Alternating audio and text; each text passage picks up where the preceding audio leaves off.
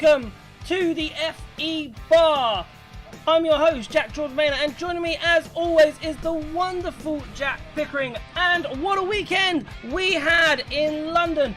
It was amazing. Pascal Wehrlein became the world champion.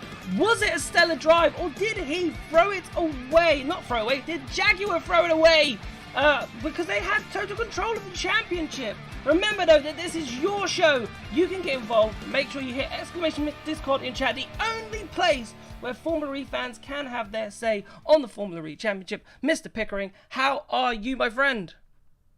Knackered. I got back from London last night at about half midnight. I think I got out of bed about midday today. So, yeah, that says a lot. And then I had a little nap about an hour ago. So, raring to go. Indeed. I'm sure you're I'll tell you what, raring to go after being at school. Been very much ready to go. Absolutely tired. Completely tired. But yeah, it's similar to you. Got home around 11:30, a little bit earlier, but then had a little bit of editing. Yeah, you live in London. Yeah. I don't. Yeah, indeed. A little bit of editing to do. Yes, you were Oxford, of course, Oxford, so you had a longer journey than me. I had a bit of a nightmare, though, when I left you. So we were on the train together from Paddington. The train said it was stopping at Hanwell, but then once you got off at Paddington, they kind of changed that. And I don't think any trains were going to Hanwell anymore, so I had to get off at Ealing Broadway and then ended up getting a bus home. Okay. But thankfully, the bus was there when I arrived, and we got home and we were able to do a little bit of editing. I managed to get your pit walk out, and then the rest came out over the next forthcoming hours. But yeah, it's been a tiring day. It's been an absolute tiring day, and yeah, just can't wait to get stuck into it. I have a question about the pit walk though. Go on. The thumbnail that you used for my pit walk, that's not from this year, because that's the shirt I wore yesterday. Yep. But we didn't do it in the pits. Yep. That's how often you wear that shirt. I honestly think all that box music playing. I don't know where this music is.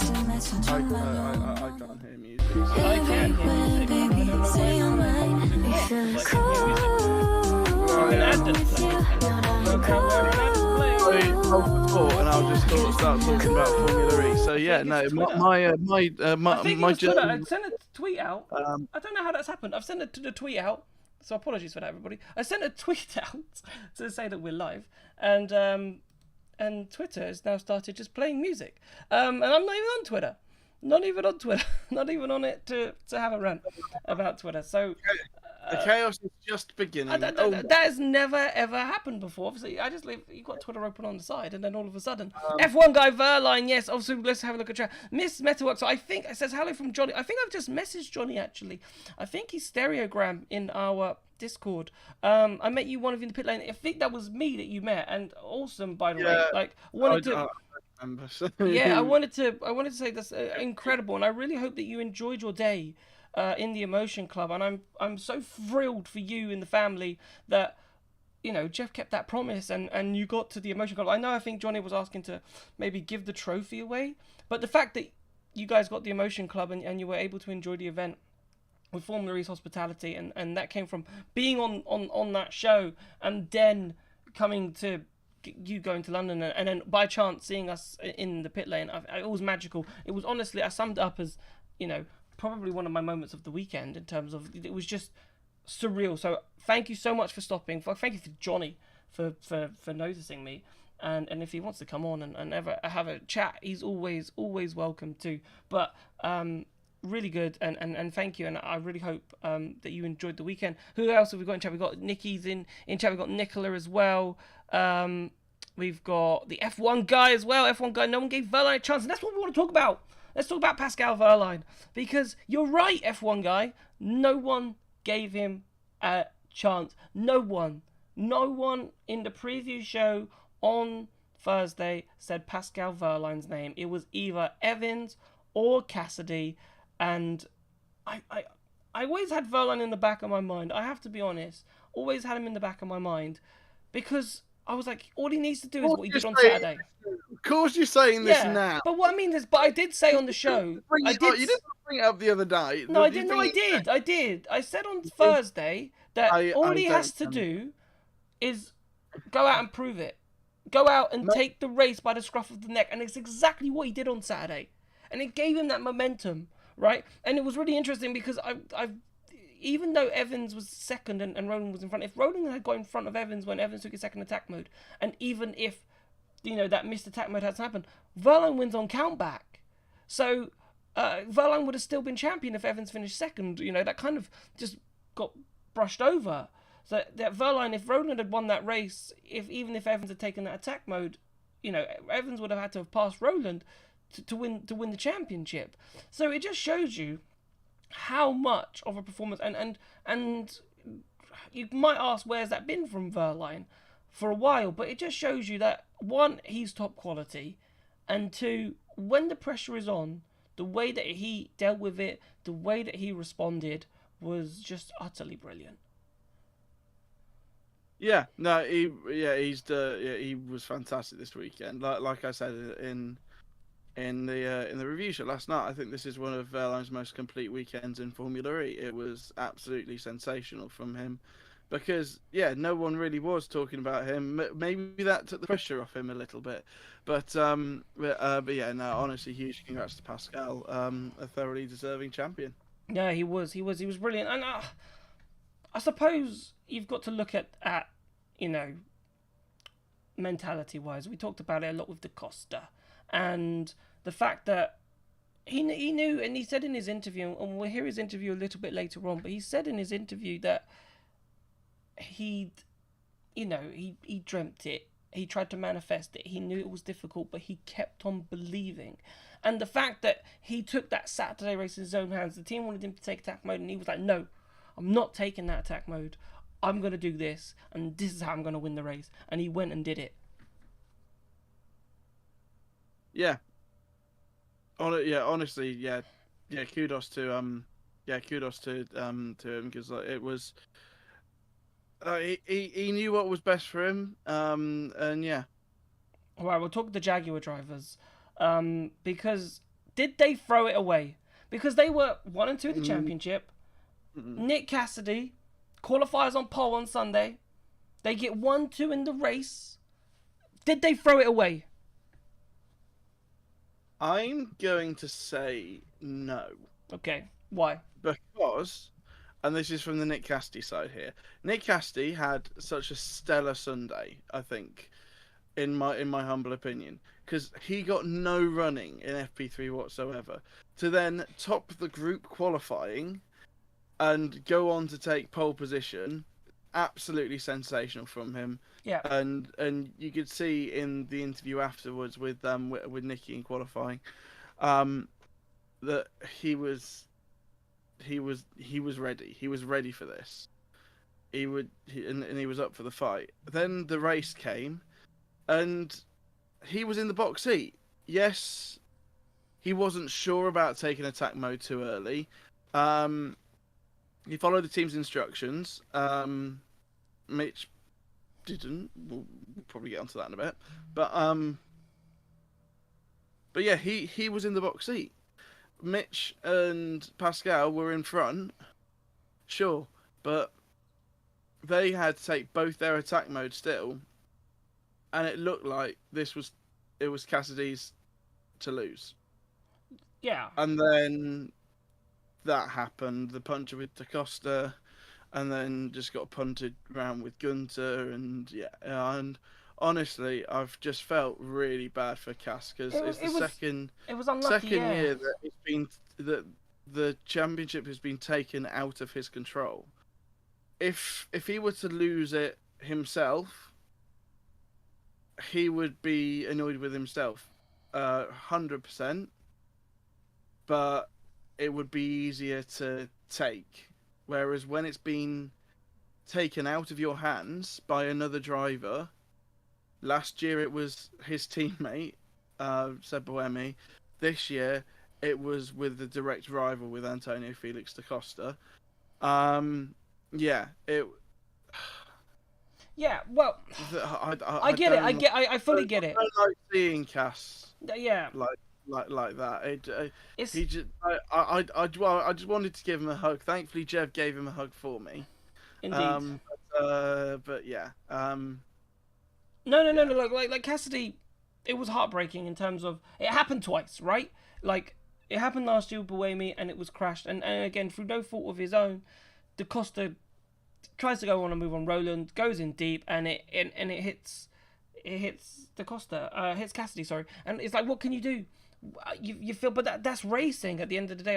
Unfortunately, you know, Da Costa's trying to get through the field to try and help Verline, and in do so, he's unexpectedly hit Cassidy, and it has had an effect on Porsche because of that he got a 5-second penalty, and they didn't win the manufacturer's trophy because of it. So it handed the trophy to Jaguar, a very, very, very, very, very small consolation prize for Jaguar, then picking up the team's championship and then picking up the manufacturer's championship. But the drivers were gutted. And this was picked up in commentary.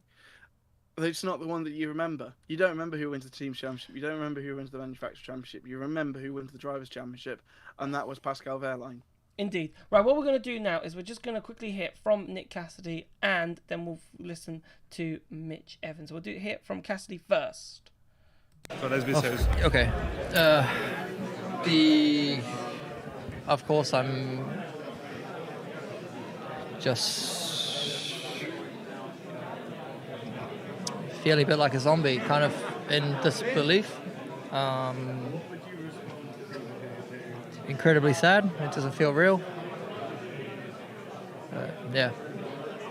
There was a point where you took attack mode, and then it seemed that was a team decision, and you were expecting that there was going to be some repercussions from that. What was the plan coming into that?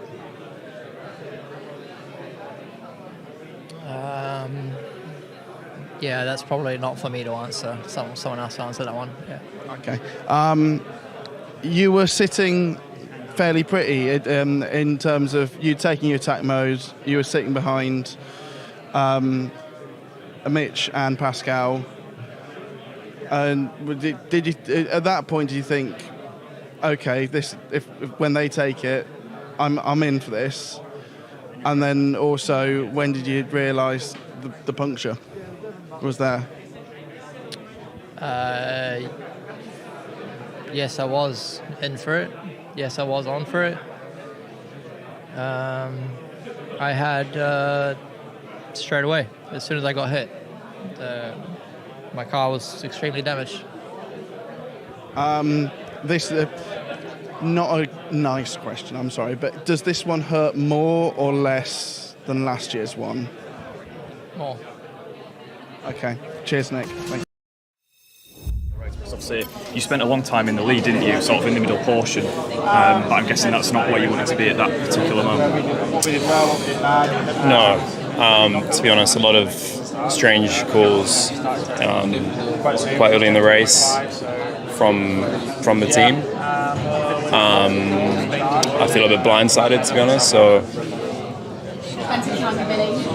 compared to what was discussed before the race over the last 2 days and to what was voiced to me was really surprising and disappointing. I was told we could race freely, but that was clearly not the case, and that's what's cost me the World Championship today. Was that in relation to the first attack mode? Because obviously you seemed to back off, which allowed obviously Nick to return the lead. Obviously I didn't want to do that, but I was forced to, which was never part of any plan. So yeah, you can imagine what's going through my head. I mean, is that a discussion to have with the team, obviously, after this weekend? There'll be discussions, don't worry, yeah. I mean, it still looked quite good for you in the final stages. You were still ahead of Pascal, and obviously Nick had his problem with the puncture, so the championship was almost there. You went to take your second attack mode, and it didn't arm. What was the situation there? Was it a software issue? Because we know Nick had one yesterday. I don't know. I felt the line was fine, but the first loop didn't activate. Yeah, but to be honest, with Roland being there, if I finished second and Pascal third, he would have won on comeback. So, or then it would have been a fight to get fastest lap. But I kind of needed to win. So yes, obviously didn't help, but the damage was done early in the race, and I was forced to do my attack modes late, and it was avoidable. Going into the final race, it was you, Nick, and obviously Pascal. Jaguar with 2 drivers, Porsche 1. Do you feel as though Jaguar has dropped the ball here because you had a 2-1 advantage? You were both at the front. Obviously, it sounds like you feel as though it could have been handled in a better situation. How difficult is that for the team? Because you should have come away with 2 championships. Yeah, not good. Doesn't look good. So, I want to be happy for the team for winning for the team's championship, but I feel like we've been off our game on that side this weekend, and also just a bit surprised at some of the calls made against me today. A lot of discussions to be held. It's not the first time, obviously, you've come in with the chance of the championship and not quite managed it, but does this one hurt more than the rest just because of how it was handled? Probably. This one was the most realistic, and it was mine for a bit, and I feel like my own team were working against me at one point, so that's not nice. And we are back. The Mitch Evans interview, right? Go on. Can I get in? That's the first time I've seen the Cassidy interview, because I don't like watching myself back. And I knew when I was interviewing Cass there, like, I felt dejected. I mean, when we saw the interview, on with Saunders on the telly, like that, I felt bad. I felt like crying then, and so it was very sort of dejected chatter, and so some of my questions were a bit bad. Sorry, and there was that last one is that's not a nice question to ask, but it was a decent question, I thought. But anyway, I want to move on because I want to talk about Mitch Evans quickly and the things that he said, because he opened up a lot there to Stefan from Autosport, who conducted that interview, and we all just it was much easier just to put a microphone in and go from there. And I know obviously Stefan goes to a lot of races, so the fact that he's talking to Stefan from Autosport, that he's probably going to open up quite a bit and get what he wants to get off his chest. And I thought he got a lot off his chest in that conversation. And the words there where he says that he thinks that the team was against him during that race, and considering how long he's been there, do you think when he looks back at those comments that he might regret them slightly? Because he said, he wants to be happy for the team championship, but at the moment he doesn't feel like the team was with him. Do you think he'll regret those comments slightly? It's one of those things where, like, you do say things in the heat of the moment and you don't necessarily mean them. I think it was more of like a shout to the team, going like, because I do think Jaguar did mismanage it a little bit, but obviously they did. Otherwise they would have picked up all 3 titles. But yeah, it's something. This is something that I said on the review show last night. There should have been, like, I don't want to say that there should have been a wall in the garage or something like that, a la Alonso Hamilton 07, I want to say it was. But it's one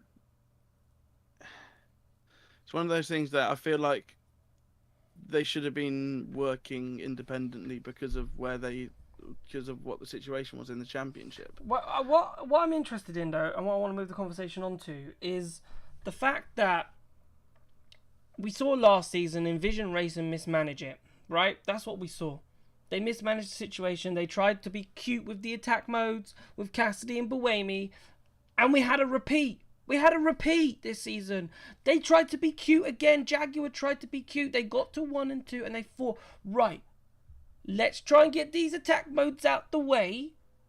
And by doing so, they mucked up the race and even put Cassidy in that position where he could be attacked by DaCosta, right? So does it come down to another season of the race being mismanaged? And it is just, I don't know, these teams, because they're so young, not having the experience of managing how to win a championship.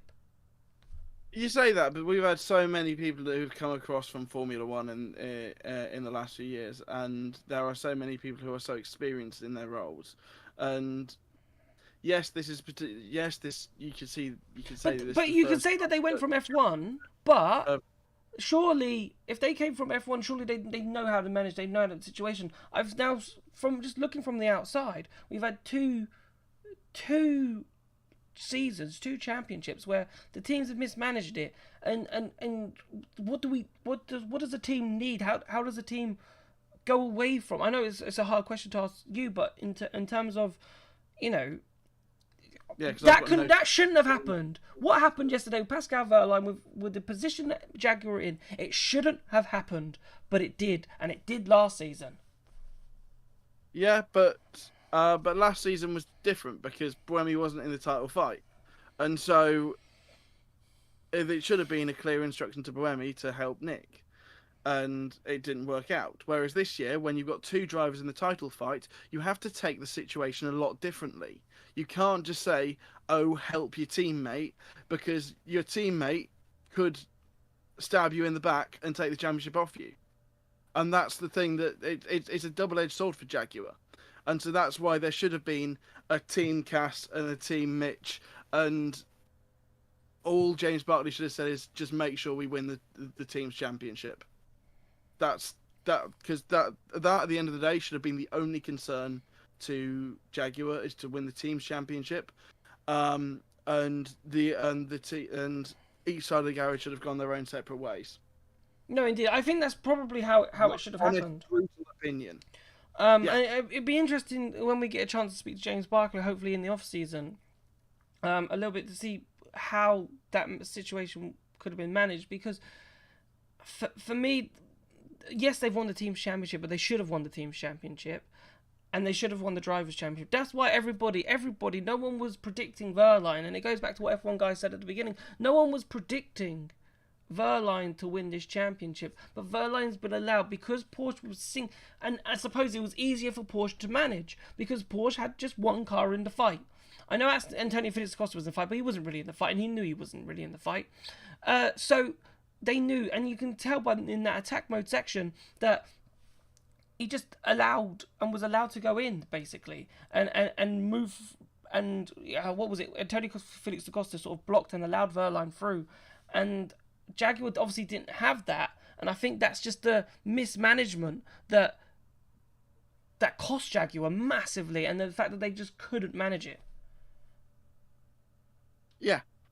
You nailed it on the head there. Good job. Perfect. Right, splendid. So, but if you disagree, that's what we want to ask. So if you want to come on the show, !Discord, by the way, and come and have your say. Do you think Jaguar threw it away? And if you think it was Wehrlein's, and you want to talk about how fantastic Wehrlein is, and we are going to do that. We are going to talk about how fantastic Wehrlein was, because he was fantastic, was old Pascal Wehrlein, and we're going to hear from him now, because hopefully we'll be joined by Jack Smith from Motorsport Week in a moment. So we've got a Pascal Wehrlein interview, which will see us into the break that you can listen to, and hopefully we'll be joined by Jack Smith from Motorsport Week on the other side. Great achievement. I mean, how are you feeling right now? Yeah, tired. I'm tired. It's been a long weekend. A lot of work, a lot of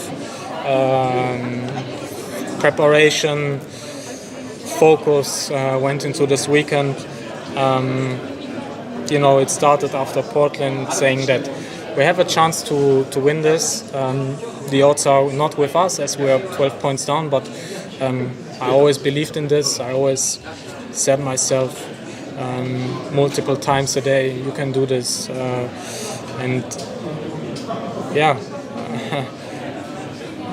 Manifesting that win and really believing into that. And even though the last couple of races I was not so happy with my car, with the balance, struggled. The races didn't go our way, and it just doesn't matter. Coming here, I said I want to win both races. We almost did. Today was super intense again. Having both Jaguars in front of us, first couple of laps. Also Günther between us, which I had to pass to put pressure on them. I mean, we executed this weekend perfectly. So happy for the team. For me, I'm happier for the team than for myself, because I know how much it means to everyone and how much work they put into it. I mean, I also put a lot of work into it and working on myself, working together with the team to make us better. But for sure they are having a harder time than me. This championship is for them and for my loved ones, and let's celebrate now and focus soon on next season. Was there any point in the race where you didn't think the championship was going to go your way? Obviously, Cassidy fell behind, but had taken both attack modes, or were you always confident that it was going to come to you in the race? I never stopped believing in it until crossing the line.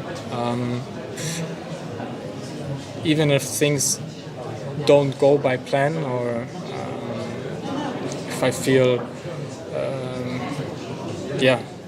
like it could get difficult, for example, like in Portland when in that second race with that front wing damage and the front wing being under the car, I dropped to P18 midway through the race, and for sure it would have been easy there to give up and to say today it's not our race, but came back from P18 to P4 and scored 12 important points. So it's never the end until it's the end. You talked about how it was a perfectly managed race for you. For the McLarens, the Jaguars, it seems to be the opposite. They were kind of struggling with what was going on there. How aware were you with what was going on with them during the race?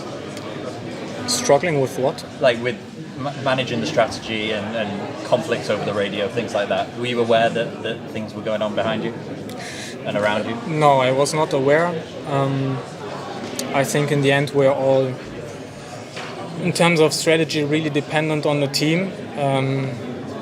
Sometimes as a driver, I think with the overview, and you can also, because in the end you are the person in the car, you can also take the decisions you think would be the best for you.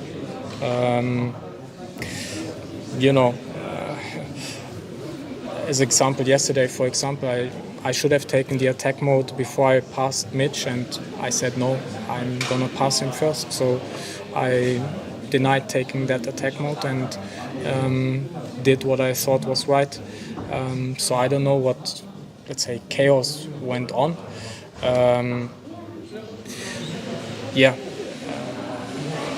We all performing on a really, really high level. Sometimes it goes your way, sometimes it doesn't. And I think this weekend has been favoring us.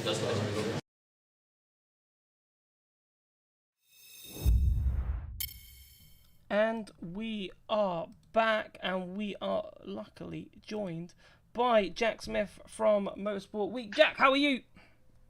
I'm very good. I'm a bit tired, Yes, understandably, we but all I'm all right. we How all are you guys? I think we all are. We're all tired. We're trying to get through the show.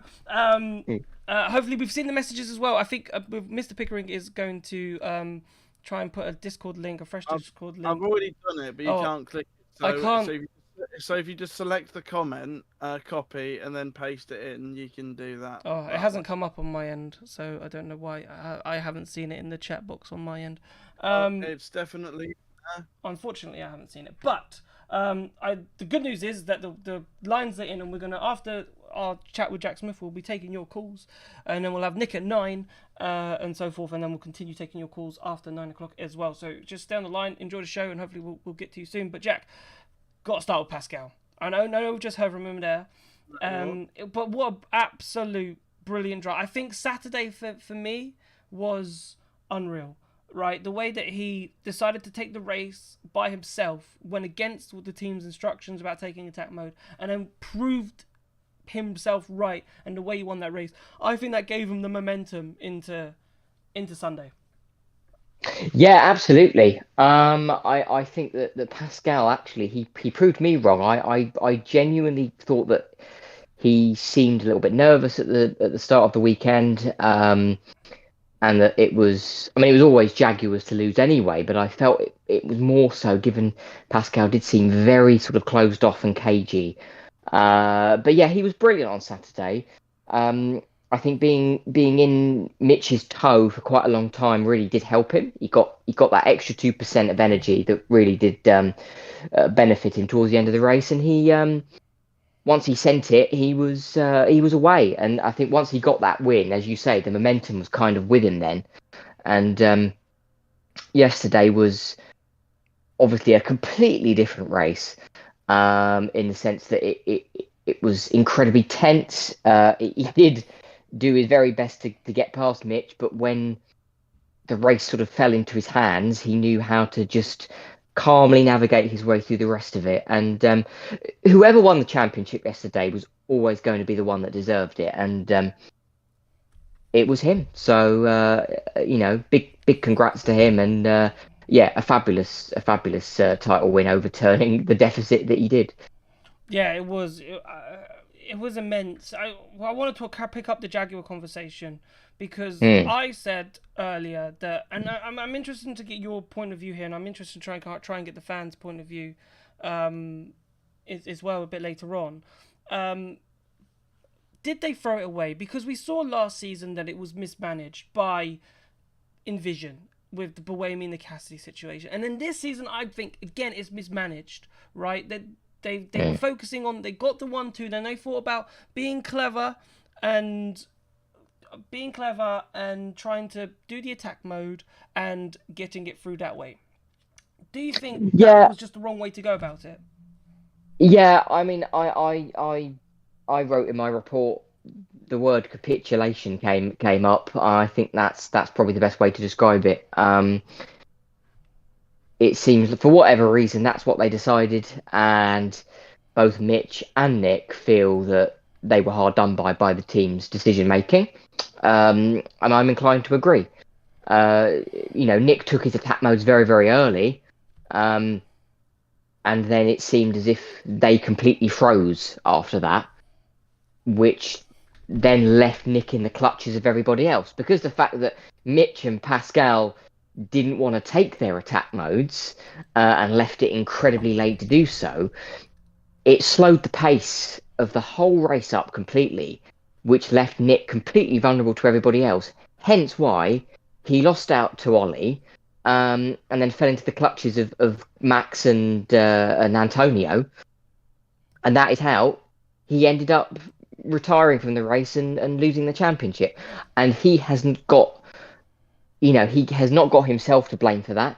And Mitch, I mean, yes, he missed 2 attack modes, which obviously he'd only got himself to blame for that. But I think ultimately, yeah, the team completely botched the whole scenario, and Porsche just calmly navigated their way through it. Do you think it's easier because even though last season there was only one dog in the fight with Cassidy, I assume it is harder to get 2 dogs in a fight and manage it. So Pico was saying earlier that they should have separated the teams off and been 1-2 individual teams, and James Barkley just basically says, bring home the team's title, make sure you do that, but we'll let you have your own strategies and do what you want. Do you think that could have been a way that they could have handled the situation? Potentially. I mean, it's always going to be a double-edged sword when you've got 2 really great drivers in a really great team, because it effectively feels like you've got 2 number ones, and in a racing team that can cause problems. If you look at Formula One, you've got Prost and Senna, Mansell, PK, etc., etc. When you've got 2 number ones and they're both battling, but the team also want to bring the teams or constructors championship home, it's always very difficult. But I get your point. I think they could have put a bit more trust in them. They know each other. They're good friends. They grew up together. And I think, in a way, you kind of feel that they would have raced hard but fair if they had been, to some extent, been allowed to race each other. So, yeah, I get your point on that. Yeah, just so people are aware, if you click !Discord now and try again, hopefully it should work. Yeah, it's just interesting. I know it's completely difficult, and once we get a chance to maybe speak to James Barkley, we'll kind of have a bit more of an understanding of what went on and a bit more once they've reflected, because it's hard winning a championship, and I suppose you could argue Cassidy made it so much harder for himself. If he did not spin in Portland, it wouldn't have mattered, right? He probably would have come home as champion, even from enough points from Saturday's race. So I honestly think that maybe he might, even though you can't think, Portland, I lost the championship there, because he didn't lose the championship there, but he lost a big grasp of that championship there. Oh God, yeah, and it occurred to me yesterday, whilst the race was just coming to an end, that you can draw a lot of comparisons between this year's championship and the 07 F1 championship, when it was a rookie Lewis Hamilton and Alonso battling, and then Lewis kind of threw it away in Shanghai with 2 races to go, and Raikkonen came in and picked up the pieces and won the championship himself. Portland was Cassidy's Hamilton moment in that respect. To spin off on the penultimate lap, if he'd won that race, the championship was effectively done. It wasn't mathematically done, but he had such a buffer that the security that would have brought him was there. Obviously, it's great for the neutrals to see such a thrilling showdown yesterday, but yeah, you're absolutely right. The sort of the momentum and the pendulum sort of swung away from Nick in that moment, and I think he knows that. But I think he also knows that he has, putting the whole thing together, has had a great season. And as he said on his Instagram post today, there are some things that are just out of your control in life sometimes, and I think that's the way he feels about it. And I think that Mitch, as well, he said to me yesterday, am I ever going to win it? I've been close so many times, I just don't know if I'm ever going to be the world champion. They're both hurting a lot. Yeah, they are. Yeah. Yeah, 100%. I have to agree with you. They are both hurting. But there was obviously a man that won the race that we'll talk about. Oliver Rowland won on Sunday. Where could he have been if it wasn't for the illness in Portland? Such a shame for him, because I'm not saying he'd be in the title fight, but he would have been a lot closer. It could have been a bit more interesting with him, riding up there. And he might have had a bit more, if he was in Portland and picked up a good amount of points, he could have had a little bit of extra motivation for the Saturday race too, and it could have been really spicy. Absolutely. I mean, I don't think he would have won the championship, but it would have made it very interesting. And it must be a little bit bittersweet for him, because if he had been in Portland, anything could have happened in those races. You know what a peloton race is like. Those races bring up things that you just don't expect. And if he'd got even one good result out of the weekend, he would have been really close. But I think Ollie is incredibly philosophical about how the season has gone, given that this time last year he was out of Formula E, he quit Mahindra halfway through the season, and I think he's very grateful that Nissan sort of, in a way, took a chance on him, if you can call it that, to bring him back into the fold. They, the whole as a collective, Nissan, Ollie, they had no expectations coming into this year, and season 10 was really being used as a platform to sort of act as a preparation for season 11 for them to make a good go of things.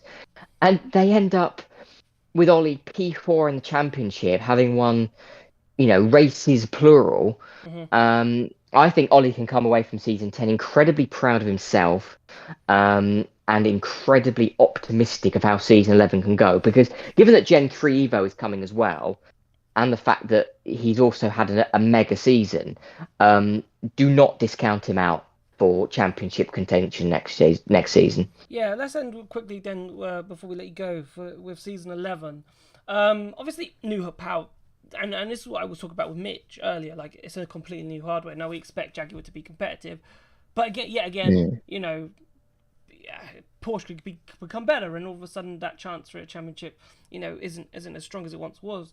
We expecting to see a big change in the evolution from Gen 3 to Gen 3 Evo, or do you expect the same people that were fighting at the front to be fighting at the front once again? It's obviously going to make things a little bit interesting and more unpredictable than it already is, because Formula E by default is quite an unpredictable motor racing series. But I think we are going to see some teams that have not been quite at their best this season come through. If I was to stake a claim for a team making a challenge next season, I'm going to put DS Penske right at the top to be alongside Jaguar and Porsche. I think Jaguar and Porsche will remain sort of the status quo teams that are the ones to beat. But Penske, I think, are going to be right up there. They've got Phil Charles on the technical side of things. He is probably one of the geniuses of technical, on the technical side of Formula E. He is basically Formula E's answer to Adrian Newey. And not only have we seen an improvement from Penske as the year has gone on, more on one lap pace than anything else. We've also going to have a very sort of interesting lineup next season where it looks to be Max Gunter partnering John O'Byrne. And I think if they have a car underneath them that's competitive, either one of them could make a serious push for the title. If Nissan have got momentum, as we think that they're probably going to have, they're going to be right in there as well. And if that powertrain is good, then McLaren could be firmly in the mix as well. I think that's probably going to be the teams that could make the more likely push to displace Jaguar and Porsche as the dominant manufacturers. That's a very early call I would make. Yeah, indeed. Right.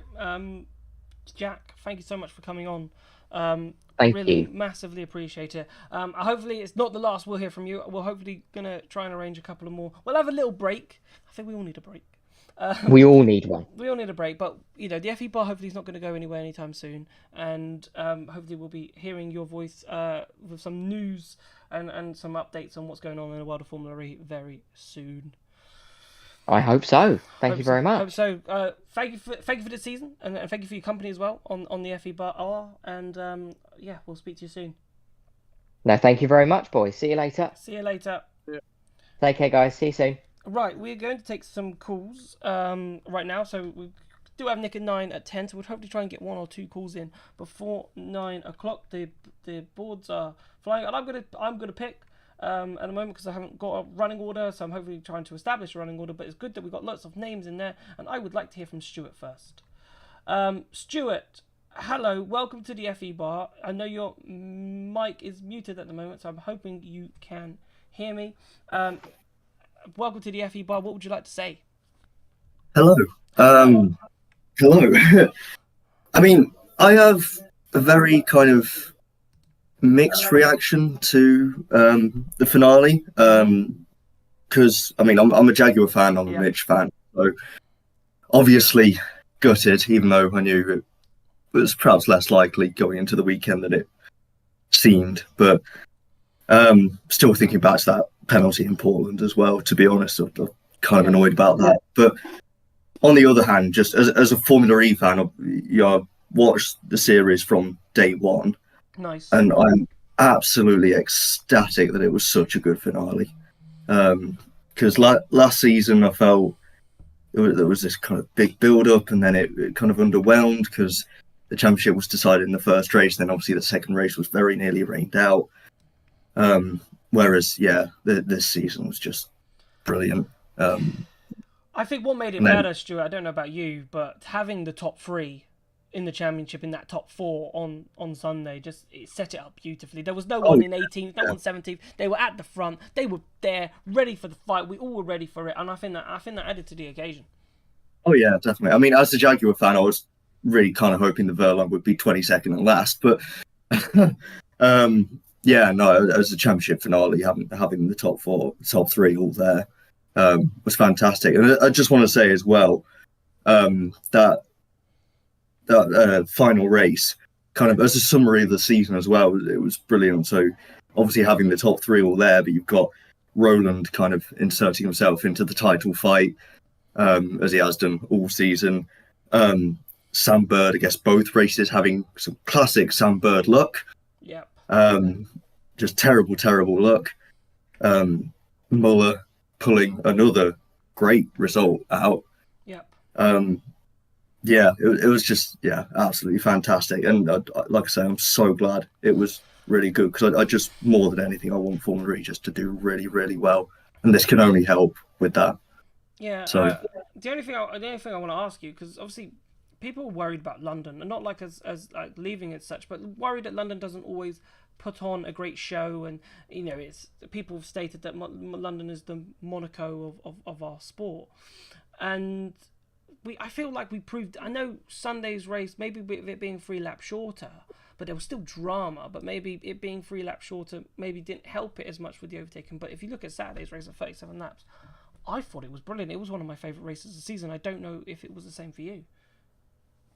yeah, I must admit that I'm one of those people who's kind of been on the side of leaving London, or at least the XL Centre, because I did think it was getting really too tight for the cars. And I do still wonder if that might be the case as we can move into Gen 3 Evo and Gen 4. But yeah, at least for now, it has fully changed my mind. Because it was just the tension and the tightness of the circuit, just producing two just really fantastic viewing experiences, I guess.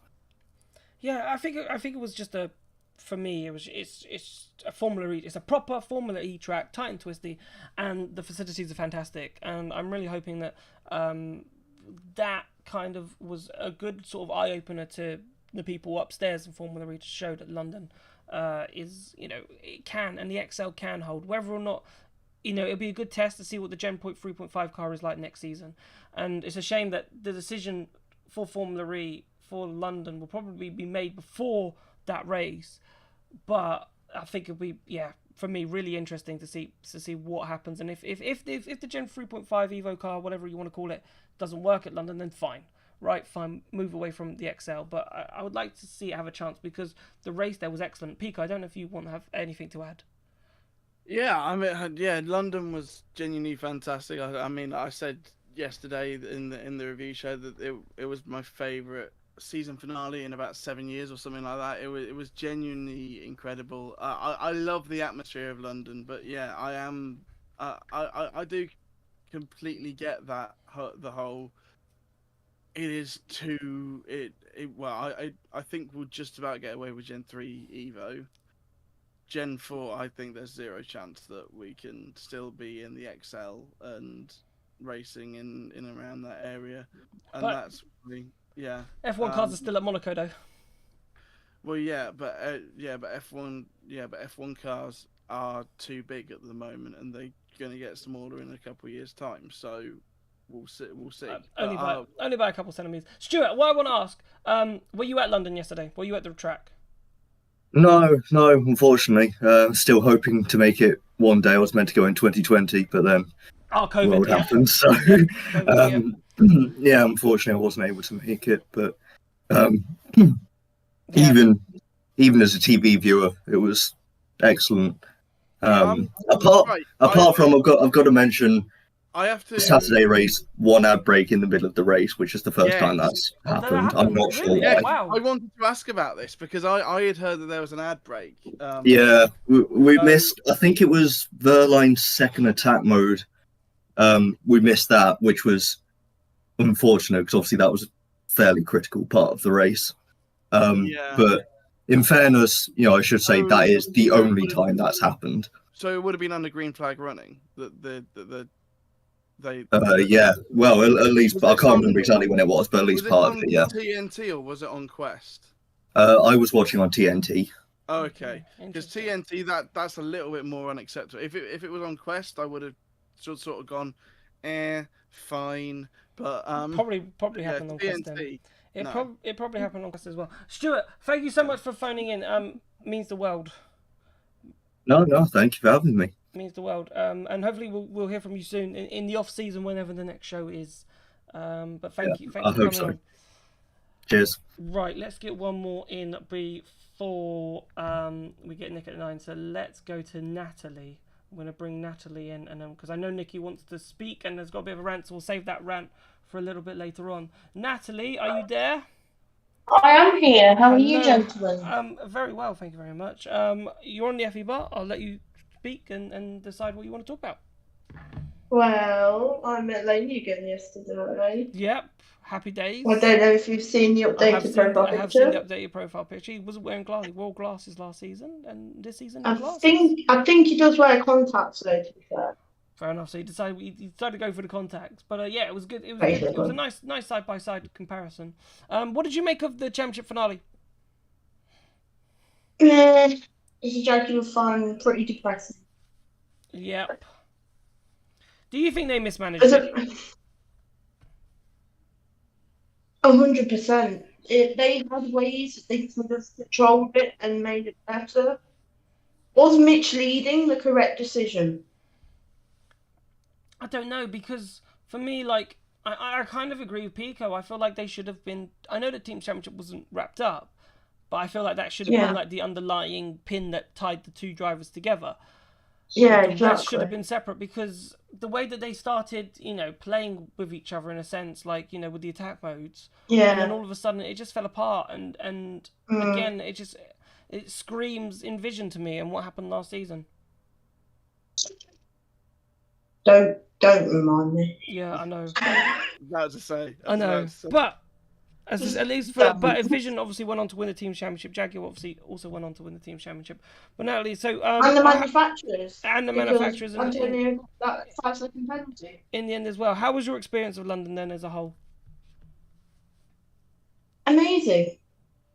To be fair, it was lovely meeting everyone I met yesterday. FE zone-wise.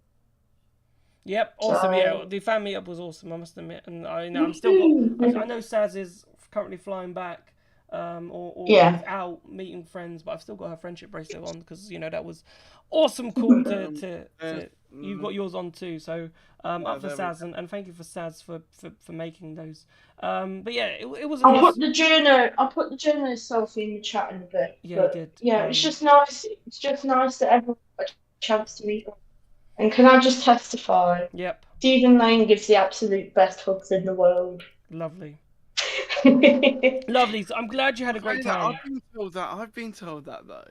You do. Oh, yeah. We'll have to test out that theory. Anything that you'd like to add, Natalie, before we bring in Nick for Nick at 9? Robin's hand. Yep, injury. I think he did really well for Sunday.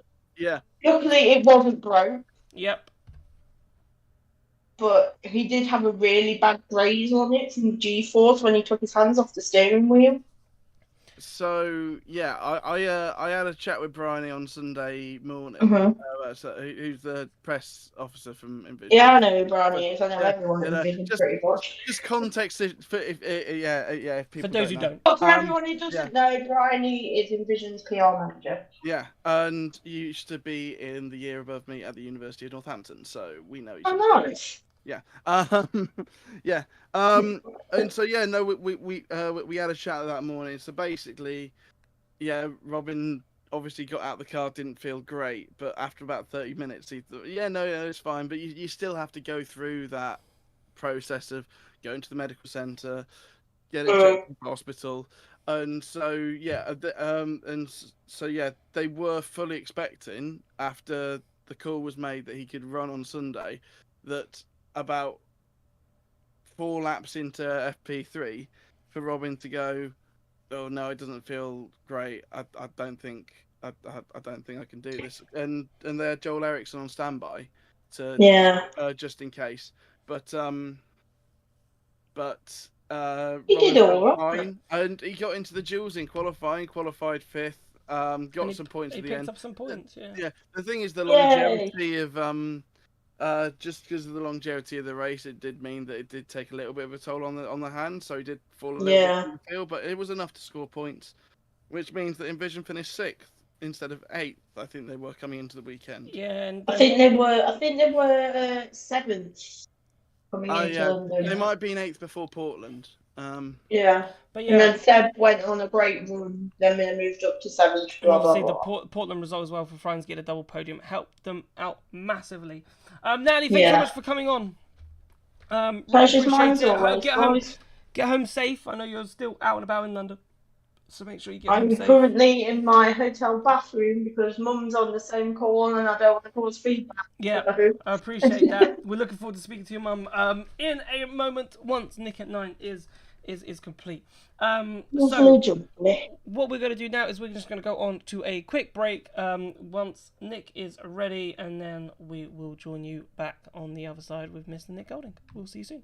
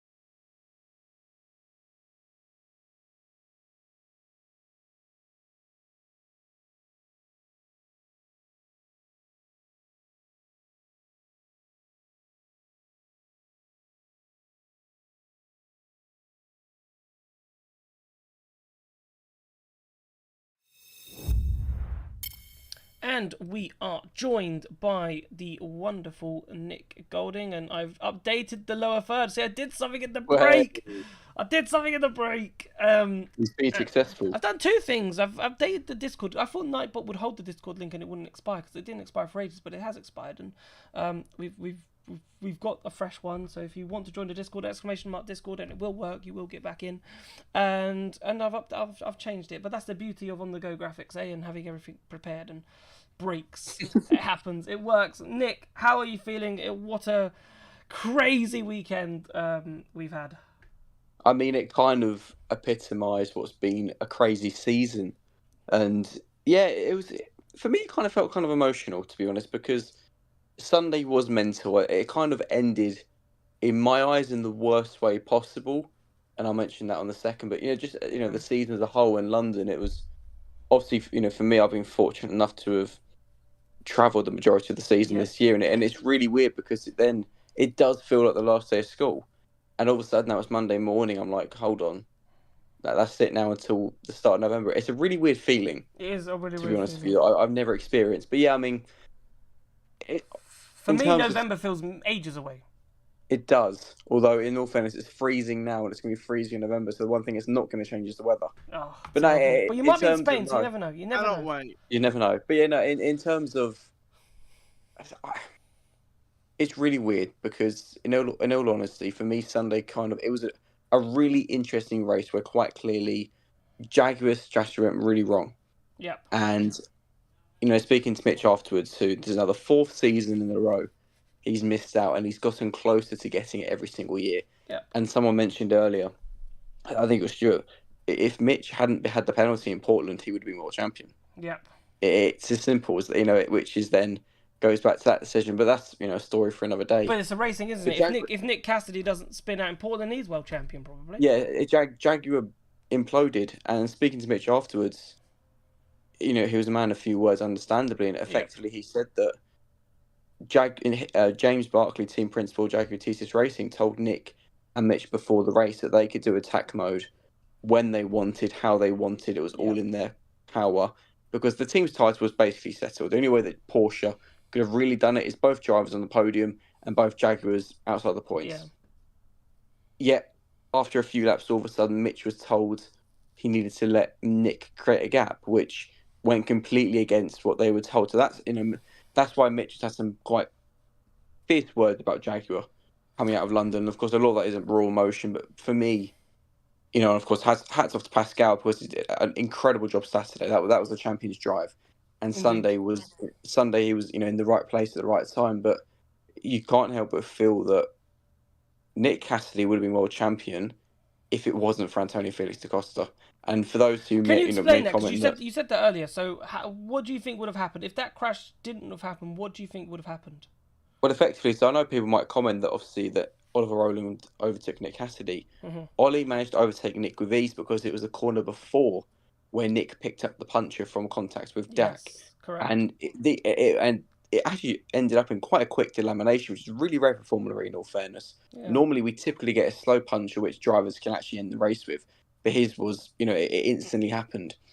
Nick had a very similar amount of energy to Ollie. I think Ollie maybe had 0.2, 0.3% more, but at a circuit like London, with the number of laps we had, it wouldn't be enough of an advantage for Ollie to get past Nick. And obviously, as we saw, Nick had his 2 attack modes done. He was reserving energy. He had about 2% on Mitch, 1.5% on Pascal. They both had to take attack modes, and Mitch was within half a second of the pair of them. Nick would have overtaken the pair of them. There's no odds on it would have ended up being Nick first, probably then Ollie second, and then Pascal third. And unfortunately, that's the truth.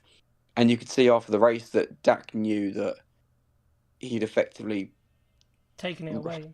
He had, and as a driver who's had, lost titles in the last weekend himself, he knew that his driver, his error, took the Formula World title away from Nick Cassidy, who, in my opinion, has been the most consistent driver across the season, in my eyes. And it's a weird one because, Pascal, right place, right time, did an amazing job on Saturday to put the pressure on Jaguar on Sunday.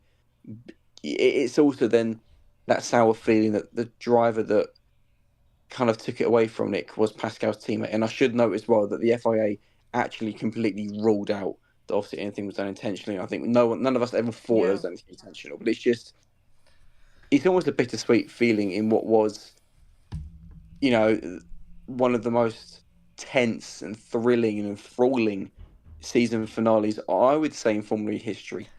It's just racing, though, isn't it? That's the all I can put that. I can't. It's definitely not a racing incident, but it's racing. A driver goes for an overtake and overshoots it and then hits the driver in front.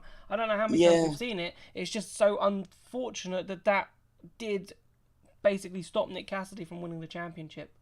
Yeah, and I mean, Nick, speaking to Nick after the race, he had a beer in his hand, and I can't blame him in all fairness. If I was him, I'd have had a few by then. Yeah. But, he openly said, he was heartbroken. He felt like after, he's felt this season like he's the man, he's the guy. Yeah. Because you look for a long time, he was the guy. And to be honest, after qualifying, I thought he was the guy. And that qualifying performance was, in my eyes, his best Formula E performance, full stop. To have missed the entirety really of FP3, didn't do a single hot lap. And then to have gone into qualifying and which is really similar to what he did last season. He went to London last year, having not claimed a pole position, and stuck it on pole. And of course, we then know what happened with Seb, and the rest is history. Yep. But to then do that under the most immense pressure, and it's just, New Zealand's wait for the return of a world champion goes on. Was it 1967, 68? I don't know. It's been a long time. Is that Mike Hawthorne? No, it was Denny Holm. British. Yeah, I thought Hawthorne was British for a second. I'm trying to think of, because New Zealand names, Mitch Evans. That could be an Englishman in any day of the week, but it's the same sounding names. Jack loves the Commonwealth. It'd be Bruce McLaren then, surely. No, it was Denny Holm. Sorry. Well done. Well done. You're 100% right. Yes. He did say Denny Holm about 30 seconds ago. Sorry, I other things in my brain. Right. And also Saunders did say in the press conference on Friday, but it's fine. But, I wasn't. Who listens to Saunders? I'm only joking. Mate, he was on the show. I know he's on the show. Brilliant, man. To be fair, he's been brilliant all weekend. So I don't know. I feel like from having banter with him, that's just part of life. Right. We were talking. I suppose you then agreed to the theory, and maybe that you said Jaguar imploded. Do you think Pico had a suggestion that they should have been two separate teams for that race on Sunday, and just basically the only thread that is between them is that they bring home the team's championship? Because it was mismanaged by Envision last year. It felt like it was clearly mismanaged, and surely should they have done something different? And someone in the chat said, well, Jaguar have been in the series for so long, how can they be inexperienced? But inexperience in handling this situation, Jaguar haven't been in this situation before.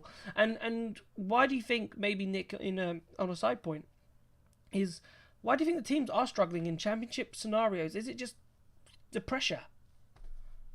It's a hard one, and it's a really weird one, because you can argue that in Portland race 1, perhaps, did they make a mistake allowing Mitch to kind of put pressure on Nick? Okay, it was Nick's mistake, but again, different story. In terms of London, Jaguar and Formula E have always been the chasers. Mm-hmm. They've never been, what's the saying? They've always been, what's that? Never the hunter and not the what? Hunter, not the hunted. Yeah. There you go. Yeah, they've always been the hunter and not the hunted, and that's been the complete opposite, really, for the second half of this season. And the thing that really, and I said this after Portland, not winning the team championship in Portland, which everyone thought they would do, backfired massively. Because then they would have come into London, with Mitch and Nick, basically just both going for the drivers. Would have been perfect. And the interesting thing you say about should they have been two separate teams, well, based on what Mitch said, that I mentioned a couple minutes ago, and that when James spoke to him and Nick ahead of the race, effectively the drivers were told, in terms of you can do the race how you want, you can take attack mode when you want, do it when you want, however you want to do it, it's your choice. Yet then that gives the impression that they were kind of treating it like two teams effectively. Yet then when Mitch overtook Max obviously at the first corner, and then I think it was literally done on lap 2 or 3. All of a sudden, then you had. It wasn't lap 2 or 3 because we then had the safety car for Jake and Edo. Yeah. But obviously, following the restarts, it would have been lap 4, probably lap 5. And all of a sudden, Mitch is being instructed to allow Nick to create a gap. It was just that one message was the start of Jaguar's downfall on Sunday. Yeah. Because that created that tension. And, I don't know for those who have listened to all the radio. And I had the radio on in my ears while I was listening.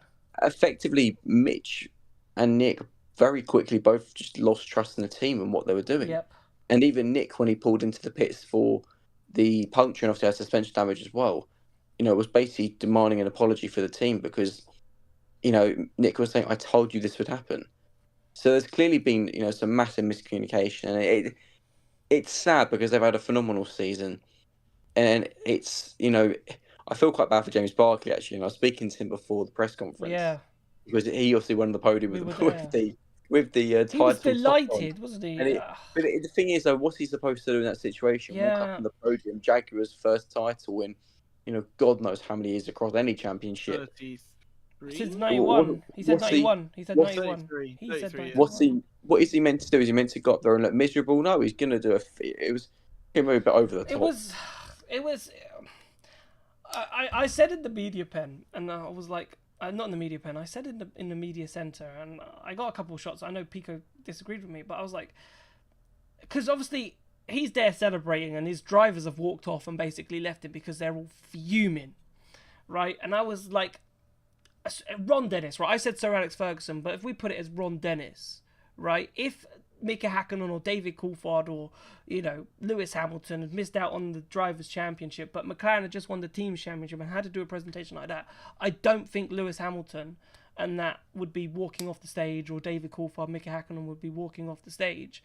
They would, at least wave and say well done. They don't have to look ecstatic, but at least show some appreciation for the team. Well, and I just thought it's just a funny thing, right? It's leadership, right? And it's just one of those things. It just looked like he's celebrating by himself, and his drivers are gone. We don't give two craps about that, mate.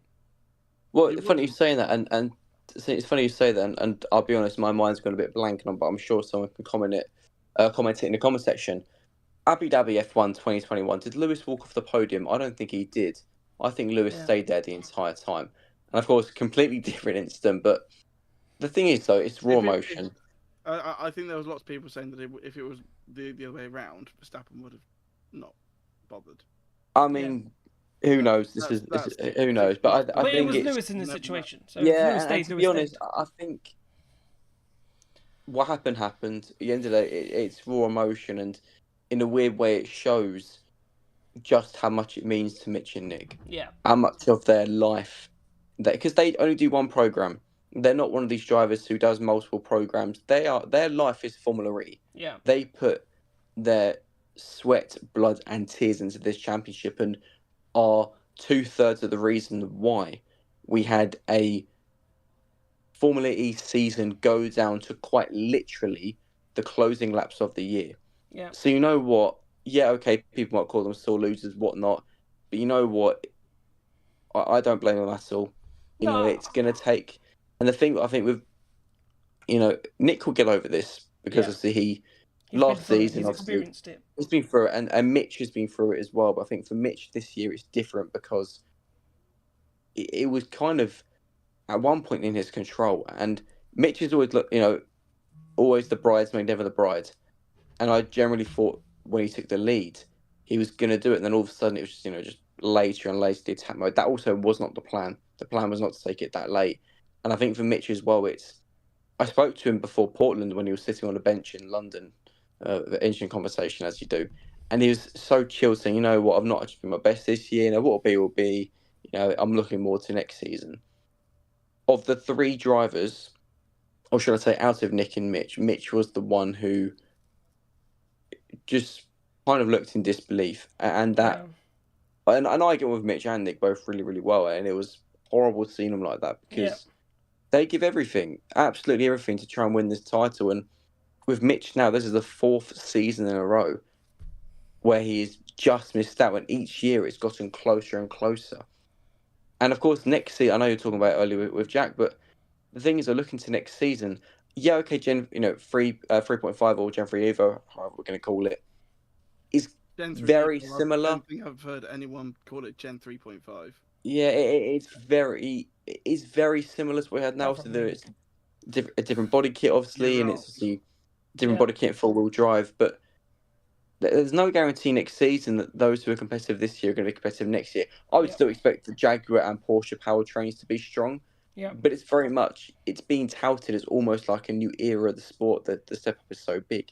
Yeah. And as we saw from Gen 2 to Gen 3, the pecking order changed a lot. The only team that remained consistent were Jaguar. Porsche were not a leading team in Gen 2. They were a mid-table team. Correct. It's so... Yeah, I mean, Things Jaguar needs some time just to brush things off, because it's gonna sting for a long time. Right, let's talk season 11 then, because there was a story that went out today. I know there was lots of rumors going around in the media center, but the race did a story today basically saying that Gunther will replace Van Dorn, but they weren't 100% on Van Dorn going to Maserati. That was very much in their story as debatable. At the moment, the way that I'd say it would read to me. But Maximilian Gunther to DS, what do you know? What can you tell us? Any further update on that story? Well, obviously, Maserati, for those who are unaware, obviously the customer team of Stellantis. So Max knows the Stellantis family very, very well. They like him quite clearly, and he's kind of led that team, in all fairness, for 2 seasons now since he joined. And I think it was a surprise that he went to Maserati in the first place. And Maserati did take a big chance on him because he didn't really excel in this stand. So I think he's going to be in a team, in an environment that knows how to win championships. And Max started this season really, really well. Of course, got the win in Tokyo, had a podium in Misano, and started the year well. And then fell away from Maserati's second half of the season. I think... Again, it's so hard to say whether DSA will be fighting for the title. I personally think not, because I think there is still just too big a gap. But again, we're going to know more when it comes to Valencia. Yeah, it's an interesting setup because Max and Jev, 2 drivers who, could they clash potentially? I don't know, but I think it's personalities are very different between the two drivers. And I think for Max, this is possibly. It's definitely the best chance he'll ever had so far in Formula E to win a title, or to at least be fighting for consistent wins. Given the BMW days, but and obviously whilst it'll be an almost identical package to what Maserati will be having, it's still just more the setup he'll have, and it'll be a bit more. It'll be obviously a slightly larger, better scale because Maserati is actually quite a small run team. So it's one of the many moves that are going to be happening that I'm really interested to see. Right. You were talking about before we came on air about predictions. Now I can't remember who I predicted. Maybe Pico might be able to remember who I said would be champion. Maybe I said Gunther again, but I doubt it. So before Mexico City FP1, so we're going back to January, baby. We're going back a long time. I did do on notes my predictions for this season, so I'm just going to go on it quickly because I genuinely, hand on my heart, have not opened these. 11th of January 2024. So Formula E Season 10 predictions. How wrong was I? I can't remember. Do you remember who you said, Pico? Oh. No. Oh. Okay, so there are 6 categories that I did. 6 categories. So I'll start with, I said the best race would be Tokyo. I would say atmosphere maybe, but I would say atmosphere and as the event, yes, but I say the best race in terms of the race for me is Sao Paulo. Yep, I knew that was coming. Yep. Most disappointing season is in terms of a team. This would have been correct prior to Portland, but Envision. Most improved team, Mahindra. Probably not right. Most improved team, probably Nissan, in all fairness. Most improved driver, this is awkward, Sasha Fenestraz. That definitely wasn't right. I thought who's the most improved driver? Oliver Rowland, in all honesty, for me. Team champions, Jaguar. I got that right. Get in there. Drivers champion. I predicted that Jake Dennis would defend his crown. God, did he not? He didn't. He definitely did not. So, that was my predictions. And we'll go again next season. Only got 104 days to wait. 104, well, get started. Once we know where everybody is, we can get started, basically. Might as well just do it before testing. Do it before testing. I think I did it after testing. There's some Yeah, more. I've got the video up, but I can't obviously watch and. Did we actually do a video? I can't remember. It was the final ever FEZ show. The final ever FEZ show. The final ever before we started the FE bars. Before it became the FE bar. Maybe we'll Ed do one. already said that he said Robin Frines. Said Robin Frines, which is way off. I can't remember what I said. Yeah, Chris in chat says we have to do a prediction games. So yeah.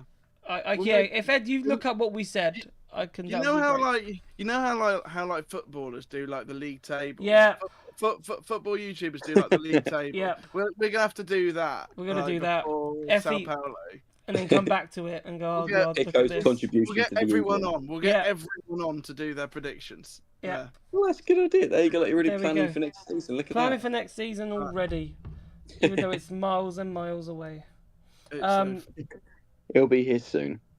Perfect. All right. So, Nick, thank you so much for Nick at 9. Thank you so much for your contributions throughout season 10. It has been an absolute honour and privilege, and hopefully many more to come. Yeah, I mean, thank you guys for Nick at 9, but I think it's important as well that you two are giving a thank you for one, putting this on for the fans, because actually nobody else does this, and that's you do this on your own back, and you give all of us every Monday after a race, and occasionally when you got some big guests, 2, sometimes 2.5 hours of your free time, and that says a lot about you two as people. It shows how much you care about this community. It's not like I'm doing anything else. I don't do anything else in the evening. But also, I need to say thank you to you two for having me on every time for a good amount of time as well, and also to the fans, because this year for me has been mental, and somehow Racing News 365 we've become the #1 in the world for FE, overtaking the race and also sport, which I never thought would happen as quickly as it has. And yeah, nice. and that's only because of all you fans who are amazing. Formerly has the best community, and yeah, come on season 11, let's go. Yeah, thank you, Nick. Absolutely amazing. Perfect. So what I'm going to do now. So we have a couple of people in the chat that I want to speak to. So we've got Seb, but they're deafened. We've got Ollie E, who is also deafened. So if you can hear me on here, please undeafen, because I want to hear from you. So while we do that, while you guys undeafen, let's get Nikki in. Right. Nikki, welcome to the FE bar. How are you? Hey, Jack, you're right. Yeah, not too bad, not too bad. How was London for you? Absolutely exhausting, Jack. I can imagine it was exhausting for us too. I got the shock of my life yesterday. Yep, go on. I was waiting to get my autograph from Sam, and then all I saw was this bloke running at me, and he lifted me up right in the middle of the Oh pit my lane. god, who was that? Mr. Sam Bird. Oh, Sam Bird lifted you up. That's incredible. To be fair, that's pretty cool. Charming, thanks. Yeah. I mean, to be fair, I'm that's not love, surprised. right? I've seen how much Sam gyms, so yeah. Somebody told me he can lift like 120k or something like that. That's what I heard. He did. He did really well there. Oh, that's a nice little cool memory, I must admit. Nice cool memory. Yeah. So what did you make of the race? What did you want to talk about? Where do I start, Jack? Oh. I don't know. Where do you want to start? You can start so many places. But not the other way. Basically, right, number one is, I think Jaguar should have let Cassidy take the lead and stay in the lead. And why the hell they didn't let him do that, number one. The number two? Yeah. Basically how they've napped up both of their races. Yeah. And I don't know what else to say, really, on that score. But the shock for me was Oliver Rowland winning the race on Sunday. That's what he does. That's what he does, right? He's always there. He's always improving. And he's always just been brilliant, right? Like, and he's had an absolutely amazing season as Oliver Rowland. What is it? 7 wins he had? 7 podiums, 7 wins? Not 7 wins, 7 podiums. 7 podiums across the season. That sounds about right, yes. He's had at least 2 wins. because he had the win that he was Obviously gifted gifted after after- Costa got qualified. Correct. But that would have been a And podium then- anyway. But he almost won in Misano though, when he's If Mason He hadn't conked messed out up on the his final lap. energy levels. Yeah, he conked out of the final lap. yeah. And it's, again, it seems And like it also, could I have been. want- Imagine that Misano. Imagine that 25 points from that in Misano comes back Yeah. to him, and then imagine he does Portland. In an alternative universe, Oliver Rowland could have been champion. Right. He would have 100%. finished just ahead of Cass, but still 20 points off. Was that minusing any points though from Portland? Well, Portland, obviously Cass didn't score anything. Yeah, but he could have, couldn't he? Rowland could have. Yeah. As I said, in an alternative universe, Rowland, we could have been walking away with a Nissan. Out of all the amazement of how Jaguar and Porsche were in another universe, we could have been walking away with Oliver Rowland being world champion. Which let's just take 2 seconds here and think, how incredible is that? Like, Nikki, how incredible is that from Rowland? Yeah. Yes. I know I harp on that Sunbird's my favourite, but this year I have to give some credit to Oliver as the underdog. And obviously Pascal Verlaine as the underdog that went on to win it, basically. And where he's sort of been under the surface most of the season. And then all of a sudden he won the 2 London races and he was like champion. It was like, where the hell did he come from? Wow, he had a great start of the season, and then that's what I said. He kept himself fairly consistent through the Peloton style races. I don't think he suits the Peloton style of races. I stand by that, but the types of races that we saw in London and the types of tracks that I think just suit him. I think they just suit him, and he needs more tracks like that. And I think if he had more tracks like that, he could have been a real superstar in Formula E. Yeah. I'm just a little bit gutted that Rowland didn't get to go to Portland, but obviously, illness. He had the illnesses that he said he had, and blah blah blah. Because we could have been looking at a totally different scenario, like you say, if he'd have been in Portland.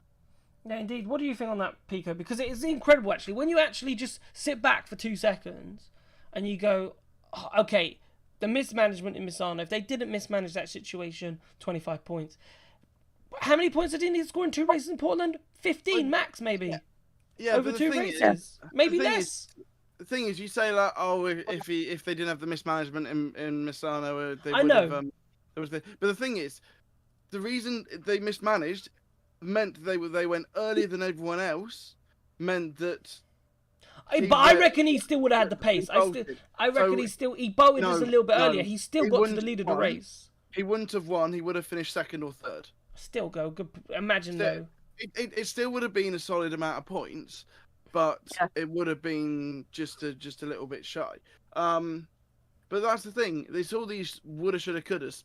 They didn't happen. Yeah, I know that, but I think, but what I mean, why I think it's incredible is you've got to take. He's in a Nissan. He's not in a Jaguar. Don't get me wrong. He's not in a done Porsche. A fantastic job. He's done an amazing job this season, and especially after taking half a year out of Formula E, he is probably the driver of the season. 100%. It's been these things didn't happen. But the thing is, we can't rule him out for having a championship result next year. I was going to try and make a reference to try and see what Formula One team, and the only person I could think of was Carlos Sainz winning the World Championship. Is that just how bad Ferrari are at the moment, or? It's really hard. It's really hard to compare Formula E teams with Formula One teams, I suppose, because I don't know what Nissan would be in the Formula One world. But go on. Nissan would probably be Mercedes because they won the first few years, Maybe. and then they've fallen off the cliff a little bit. Maybe. Nikki, what do you want to say? Mate, I'm not biased because obviously Sam is in McLaren. This isn't about McLaren. I'm going to say, well, everybody thought that Nissan was the underdog. They thought that Nissan wasn't going to compete, but Nissan as the powertrain have just come out of nowhere. Yeah, they've really improved this season. You know what I mean? And they've really, really took the fight to Porsche and Jaguar. So maybe, like Pico said, next season, and I 100% agree with him, maybe Nissan will be in title contention next year. Who knows? Yeah, and because you've got to remember it's going to be a new type of car, and everybody's going to be level next year, aren't they? Yeah, indeed they are. And it was just the development of Nissan, I suppose, was very strong in terms of the way that they moved forward with last season. They showed glimpses with Jake Hughes, they showed glimpses with Sasha Fetterstraz, and then under Sam Bird and Jake Hughes, because obviously Jake Hughes in the Nissan was incredibly quick, and obviously Oliver Rowland was unreal in the Nissan. So they've had a steady progression, which I hope they'll build onto next season. Yes. And obviously the massive win in San Paulo as well for McLaren. Yeah, of course, Sam. of course with Sam. But yeah, brilliant. Anything else to add, Nikki, before we let you go? Really? Perfect. Nikki, thank you so much for being part of the FE Bar over the course of the season, and hopefully we'll hear from you in a couple of weeks, because we'll try and get something done in the off-season. Hopefully, if we don't, I'll just say hello every now and again on social media or something, and I'll be looking forward to coming back to in December, or if you do testing or whatever. Yeah. We definitely will. Like, there'll definitely be FE bars for testing. I won't be at testing, but I can be back at base. But I'll be back at base, making sure that there's plenty of content going out around testing. But Nikki, thank you so much for being on the FE Bar. You're very welcome, and I'll see you soon, fellas. Speak to you soon, fellas. Bye. Bye. Right, I'm going to bring in Seb. Seb, you have reached the FE Bar, I think, first time caller. I'm trying to work out your picture. Hello. Hello. How are you? I can't work out your Formula E picture in your Discord picture because it's so small at the moment. I can't see it. It's Nick. Is it Nick? Is it Nick Cassidy? It's Nick Cassidy. Yes, I'm a Cassidy fan. Yes, it's my first time on the FE Bar. Thank you for joining. Where have you been? The Formula E Reddit server mainly. Excellent. But I've watched a couple of these, so I decided to join today. Thank you. Awesome to have you on. You could probably guess from my profile picture who I'm a fan of. Yeah. So you're probably guessing how I feel. Go on then. Let's get out of your system. Nick, to be honest with you, before you go, I think he's had an amazing season, and he has. I thought showed. Really developed himself and hit the ground running early season, but that's what happens. Just one or two bits of pieces don't go your way in Formula E, and all of a sudden the championship's gone. Have your rant. It's not really much of a rant, to be honest. I mean, like I was at London this year. I was both races. I was at both races last year, so you can imagine how I felt last year as well. Yeah, like it was an amazing weekend. I enjoyed it so much, but the two races were like the most stressful experiences I've ever had in my life. Yeah, I can imagine. Just actually watching it. But it was very good. Like I like Pascal Wehrlein. I think even though I really wanted Nick to win the championship, I think Pascal is very much deserving as well. Yeah, I don't dislike him. I think he's a good driver. He does deserve it. But I mean, not Cassidy's fault that he's lost out on the championship again. No, which is it's annoying. But what do you think of the Jaguar mismanagement, and what would you have liked to have seen? I mean, obviously I watched from the track, so I didn't see him on the broadcast. But from my perspective, I don't think Cassidy actually did anything wrong. I think this was just pure bad luck. Because I think, Jaguar mismanaged for Evans, but I don't think for Cassidy. Yeah. Because with Evans and Pascal taking their attack modes so late and almost getting themselves disqualified for it, I think Cassidy was in a perfect position to actually... Because if Evans was disqualified, if he didn't actually take in his attack modes in time, and Pascal as well, I think Cassidy was in a perfect position to take the championship from where he was. And then, just the thing with DaCosta and Max, I mean, that was just pure bad luck. Yeah, that was bad luck. That's all that was, because we got DaCosta's not even thinking about Cassidy. He's gone on a move for Rowland, and all of a sudden he's gone too deep, and Cassidy's a bit slow on exit, maybe, I don't know, conserving, just getting by, and it's just an innocent bystander. Yeah, I mean, wrong place, wrong time. Effectively. It's a shame, but like I said, I'm happy for Pascal. He's a great driver, so he deserved it. I'd quite like to ask, FP3, how were you feeling? And then how were you feeling after qualifying? I wasn't actually going to watch FP3, but then I decided, I might as well go in there. And then I saw that Cassidy was the only one that hadn't set a time. So I went on Discord and I saw about his break-by-wire race, and I was like, oh no, this isn't good, probably. And then even running up, I was looking on messages and on Twitter saying that his car was still in bits in the garage, and like that might have it been was Pico's trying to picture. figure out the issue. Yeah. Like that was like, and that was like 20 minutes, 25 minutes before qualifying. So we're like, okay, Well, this is a problem. I was standing in front of the Jag garage 25 minutes to go, and I was having a chat with Emily, who's the PR person for Jag, and she's like, not sure.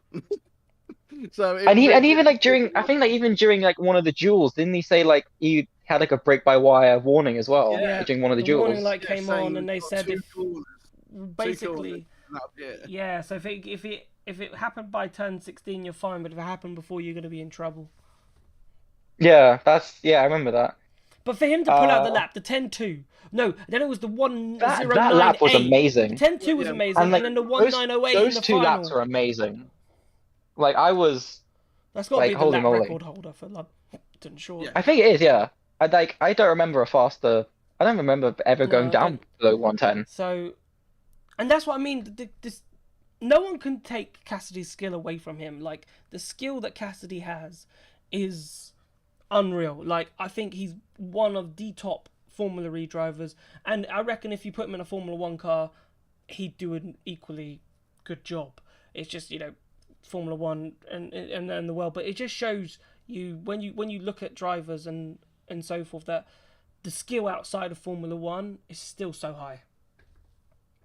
No, I totally agree. Like I think, yeah, Formula 1 pinnacle of motorsport, but if you want to have like a second best grid, look at Formula E. The talent there is absolutely amazing, and Cassidy's not the only example of that. Like, I mean, hell, like Dennis, Roland, Gunter. I mean, I can probably talk like half the grid as like some of the best open wheel drivers out there because the talent is so good in Formula E.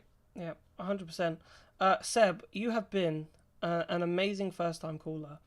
Thank you. We've really enjoyed having you on. Before we let you go, any last things you wanna add? Yes, if Formula E goes to Silverstone after they're done with the XL next year, I am going to stop watching the series because Silverstone and Formula E will not work. I'm telling you, it will not work. Boom! Right, you're staying on the show for 2 minutes. Hello. Right. Yeah, no, professional. Sorry, hello. Working at Silverstone. Yeah, but no. Doesn't But matter. I agree. It's not going to work. It's against everything. The car it's against everything that FE stands for. If you ask me, if you ask me, if you're gonna go to a permanent circuit, go to Brands Hatch. Number one, it's just close enough to London that you can probably get away still calling it London because IndyCar did that back in 2003. Two, I already know that they actually have a pretty good like shuttle bus service on race weekends, so that's the public transport situation sorted. And third of all, it's Brands Hatch. Arguably, I'd say it's actually better than Silverstone in some respects, to be honest. Yeah, I do. The thing is with Silverstone, and I've spent far too much time there, is that it just wouldn't work for Formula E. The way that the track is, it's one of the most high-speed circuits on the Formula 1 calendar. It just wouldn't work for Formula E whatsoever, unless they do a mismatch where it's the wrong way round, reintroduce like the bridge corner, and Priory. Unless they do some sort of mismatch thing there, it just would not work whatsoever. And so I'm very even. Oh dear, it's cutting out. Yeah, I think my Wi-Fi is finally gone down the drain. There, I don't want it to come Silverstone. Hello? Seb, can you hear us? We can hear you. Can you hear me? Yes, I can. Perfect. No, I'm in agreement with you, and I spoke to the drivers, and in the privileged position that we are, and I did ask them, and it will be a video that comes out, asking about the permanent circuits or staying in London, and I said how important it is, and Dan Ticktum, Sam Bird, the drivers were pretty much, even Lucas Di Grassi was like, there has to be some core cities that are still in, and London should be one of those core cities, and we shouldn't be going, because yes, Brands Hatch isn't far, but again it's a way out, but at least you've got Heathrow, you can get a car around the M25 and it's just off the M25, bit of a drive, but you can do it. A third of the way round the M25. Yeah, but still I suppose transport links will be slightly better. You can get a train. I did once upon a time look at how to get a train. It is doable. A bit long from that's where the shuttle buses go. They go to Swanley Station. Yeah, so from Swanley Station. So yeah, that's where you'd go, from Swanley Station. So you can get the train to Swanley, which is not too bad. London Victoria, straight train to Swanley. It's only about half an hour on the train from there. So, and then a shuttle bus from Swanley Station is a perfect scenario, to be honest with you. So then it could work in that sense. I do agree. Silverstone's in the middle of nowhere, and if we go to Silverstone, one, it'll probably be a massive peloton style race, which is not that great. I don't know where they'll regenerate any energy, because every corner is a fast flowing sweeping corner. Like, where are they going to regenerate? And realistically, if we were to go to Silverstone, they'd want to use the international circuit, which is basically where the F1 starts, the first few corners, and then at the loop you cut through to the hangar. But it'd still be, and it just wouldn't work. It wouldn't work. It wouldn't work. It's not for Formula E. I don't think, and I'm praying. I personally, I'd love to stay at the XL for as long as we can stay at the XL and it's because it's just down the road. Yes, from you. All you have to do is get on the Lizzie line. But it's that's in. the But it whole doesn't. reason. But yeah, that's great. But that doesn't bother me. Even if they found a new area in Stratford, for example, around the Olympic Park, that would work. Again, fine for the Elizabeth line. But that's the beauty of Formula E, is that it's in cities, and people who are like me can literally travel from one side of the Elizabeth line to the other side of the Elizabeth line and get to a race, or I could travel into central London. Yeah, it takes me exactly like an hour to get from my front door to the front door of the XL. Yeah, and like my journey there is simple. Before the Elizabeth line, for me that was the same. Before the Elizabeth, it was about an hour, right? But a couple of trains, Central Line, change to Jubilee, DLR, done. But the Elizabeth line's taken half an hour out of it for me, which is brilliant. But it's the same for other people. You know, there is just more than me. And in terms of people coming, we've had people come from Leeds. It's a direct train from Leeds to London, Liverpool, London, Manchester, Birmingham. You can get a direct train. It just, you take it out of that situation, and all of a sudden people are finding it much harder to get around. Any one of those cities, I'd still prefer over Silverstone. I'd rather them go to Birmingham. I'd rather them go to Manchester. Yeah, it's a long way out the way for me, but it keeps the ethos. You stay. Get a race in Birmingham around the NEC. That would be great. But that's another thing. I wouldn't mind that. I wouldn't mind that at all. The NEC's huge. Love that. Think of like the. You already do fully indoor there, probably. Yeah, fully indoor track. And then, why not? But then you've got the car park. You've got the car park, which you could take away a car park if you wanted an outdoor section, right? So the NEC in Birmingham could work fantastically. It's in the middle of the country. It's easy to get to. Everyone could get a train from London to Birmingham New Street and then work out a way to get to the NEC from there. And it's doable. I'm hopeful that we don't go to Silverstone. I think it's just a bit of a. It would be genuinely stupid. Yeah. And well, we hope you're right on that. And Jeff Dodds. I think Jeff I'm out Dodds of a job. listens. So I think I'm out of hopefully a job he after listens. this. I hope he does, because some of the stuff that Jeff Dodds has said, like, mate, shush. Well, we're a big fan of him because obviously he's been on our show, but he was very understanding, and he says he listens to what the fans say, and obviously we're a bit of a small sort of sample size at the moment, but if the word keeps getting stronger, then they'll listen. And there was talks of Silverstone being there as early as next season. The fact that London is still on the calendar for next season, I think, was a small win. Seb, thank God. Thank you so much for that, and definitely come back again. Whenever the next. Yeah, thank you for having me. Come back on. Absolute brilliant first time caller. Look forward to chatting more. Right, see you later. And on that, then, I am going to bring in Ola E, who is very famous on Twitter. I would like to get their actual first name. Ola E, what's your first name? Because I don't have it on my screen, so I would rather call you first name. You should read the chat that we're in with Ed. Oh, I haven't read then. So let me read that. I haven't seen the message. Sonia, are you there? I hope you were there. We'll try and come to you. I'm hoping you can hear us. You can't probably hear us at the moment. I hope you're not AFK. But anyways, either way, I know Ed is absolutely laughing that he knows that you don't read his notes. Oh, I didn't. The message. I suppose I got so frantically caught up in the message with. Right, we'll try and get back to Sonia. I'm going to get Chris Wharton in. Chris Wharton. Right, Chris, welcome to the FE Bar. Thank you for sticking around for so long. What were your thoughts on London? It was great. I thought, sat from my watching it on my TV. I thought it was very.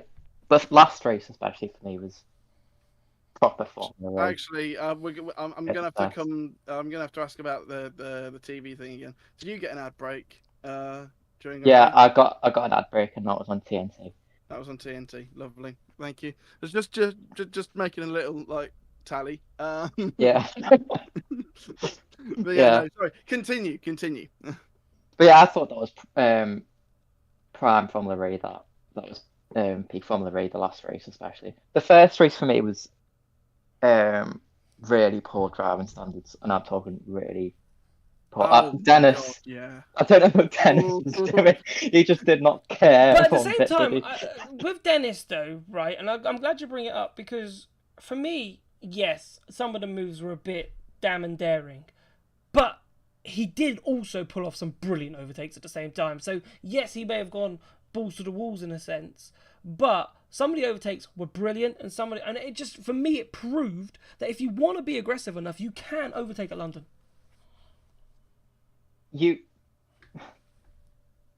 Yes, he ran into a few people, but he made one brilliant overtake. Sorry. No, you can overtake at London. I get that. I do get the concerns that when the cars get quick, it's not suitable. I do get that. But you can definitely overtake at Gen 3. Yeah. We've seen that. For I me, thought the second Saturday's race was the brilliant. best bit. No, I thought it was too messy. Too messy. I thought that was that's Jake the Dennis's first. fault. I am in agreement with both of you. It was too messy, but it was also brilliant. I loved it, but it was very messy. The thing, like Jay, and messy races shouldn't be that bad. Like, no, this is something that I spoke to Jay about on the Saturday, and like the thing is, I think he just saw that 10-second penalty, and the red mist came down. He's like, right, okay, we're going to go for this. Well, it wasn't just that move on Cassidy into turn 3. That's the most go-karting shove I've ever seen. Yeah, I mean, it wasn't just Dennis, was it? I mean, you had Fenestruz feeding Nato to the wall. Yeah, that was. Can't remember anything else. Someone pushed we had Vern, Vern I can't as remember well. But Vern as well, getting caught up with. Yeah. One with Dennis and then one with Deruvila. Yeah. Yeah, so it was. I mean, there was half the grid that just running into each other. That was for me. That wasn't really enjoyable to watch. I love Saturdays. I think I love Saturdays for how Pascal Wehrlein dominated it. I think that's why I love Saturdays. The second half of the race I thought was good, but the first half was. So maybe 34 laps for you. For then me. you preferred the 34 lap race. It was a bit more.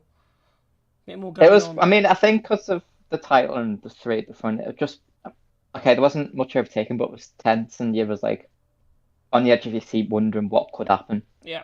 And it's not for me when people go on about how many overtakes are in a race. It's not the amount of overtakes that makes a good race. It's wanting to know who could win and what could happen next, rather than being confused by it. I remember watching Mitch Evans back, right, when he takes that attack mode that he misses, and I'm like, I don't understand how you've missed it. I was gutted for him, absolutely. I don't understand how you've missed it. He's not like he's offline. He's driven bang through the centre. I was like, how have you missed it? I don't get it. And I think for fans, I don't know about you, Chris, but like, when you see that replay, like, how do we understand that he's missed it? Because it's not like he's driven. And then when we see people drive or miss the first we've seen it before when they miss that first line, but they still get the attack mode. That's what I don't understand. I think if fans really wanted to dig into attack mode, you kind of a bit confusing.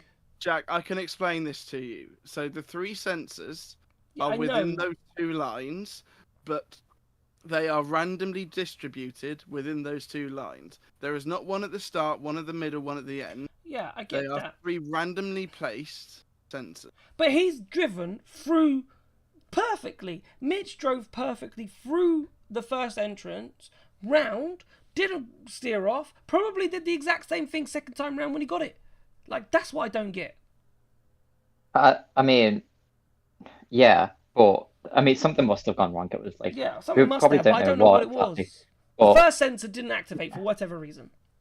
The second and third did. Yeah, I mean, it could also be that what he was missed pressing a button or whatever in the cockpit or something.